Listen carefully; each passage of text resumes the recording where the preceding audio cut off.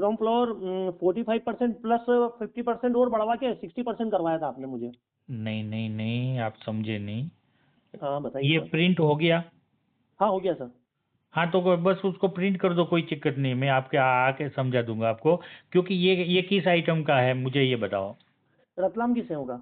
हाँ तो रतलामी सेव जो है एक जगह पे एक कटोरी में पड़ी है, वो कितनी है? 100 ग्राम है, कितनी? 100 ग्राम जी सर। तो उस कटोरी के अंदर 100 ग्राम में नमक नहीं है क्या? है?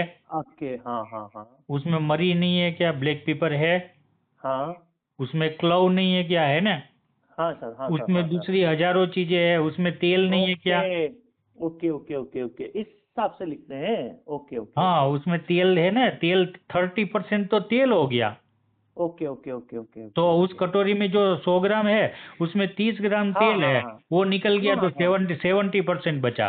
सेवेंटी बराबर परसेंट उसमें में दूसरा काली बीस मिर्ची। 20% निकल गया तो हाँ 50% बचा, या पैंसठ ओके ओके परसेंट बचा। तो आपके ओके ओके पास में ओके। कहना ये चाह रहे हैं कि इस कटोरी के अंदर सिर्फ 65 ग्राम परसेंट या ही बेसन है, बेसन है। ओके ओके ओके बाकी ओके इसके अंदर अटरम सटरम चीजें है।